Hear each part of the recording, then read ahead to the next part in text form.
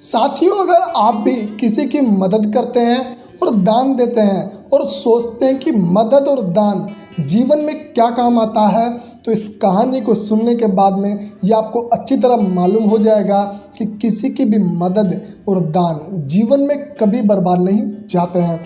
इस कहानी को ध्यान से सुनना और समझना और अपने जीवन में मदद और दान के महत्व को ज़रूर समझना। ये कहानी एक राजा के मन में ख्याल आता है कि मनुष्य के मरने के बाद में क्या होता है। तो राजा ने पूरे राज्य में ढिंडोरा पिटवा दिया कि जो कोई भी व्यक्ति रात भर मुर्दे की कब्र में लेटकर सुबह मुझे ये बताएगा कि मरने के बाद में क्या क्या होता है और कौन कौन सी घटनाएं होती है, उसे इनाम दिया जाएगा।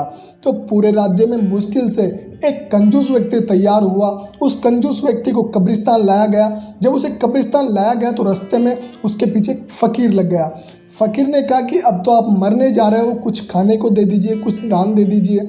लेकिन ठहरा वो कंजूस व्यक्ति, उसने अनसुना कर दिया। फ़कीर उसके साथ साथ कब्रिस्तान तक पहुंच गया। जब कंजूस व्यक्ति ने देखा कि फ़कीर ने उसका पीछा नहीं छोड़ा, तो कब्रिस्तान में कुछ अखरोट के ढेर और छिलके पड़े थे, उसमें से मुट्ठी भर अखरोट और छिलके उसको दे दिए और वो कब्र में लेटने के लिए तैयार हो गया। जैसे ही वो कब्र में लेटा तो उसके सिर की तरफ एक छोटा सा छेद रख दिया गया, जिससे कि वो सांस ले सके और जिंदा रह सके। रात के कुछ समय बाद उस कब्र की तरफ एक सांप बनने लगा और उस छेद में घुसने लगा, जो छेद उसके सांस लेने के लिए रखा गया। तो वो कंजूस व्यक्ति घबरा गया। लेकिन जब उस कंजूस व्यक्ति ने उस फकीर को छिलके दिए थे और अखरोट दिए थे, तो कुछ छिलके और अखरोट उस छेद पर गिर गए थे, जिसकी वजह से वो सांप अंदर नहीं घुस सका और वह जिंदा बच गया कंजूस व्यक्ति। तो जैसे ही उस कंजूस व्यक्ति को सुबह राजा के सामने पेश किया, तो उस कंजूस व्यक्ति ने कहा कि महाराज, मरने के बाद में सिर्फ और सिर्फ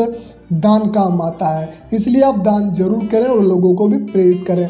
साथियों, इस छोटी सी कहानी से हमें यही सीखने को मिलता है कि जीवन में किसी की भी मदद, चाहे वो छोटी हो चाहे बड़ी हो, चाहे वो छोटा दान हो चाहे बड़ा दान हो, कभी भी जीवन में बर्बाद नहीं जाता। इसलिए सबसे पहले खुद की मदद करें और जितना हो सके लोगों की मदद करें और लोगों को दान और मदद के लिए ज़रूर प्रेरित करें। Thank you so much for watching this life changing story.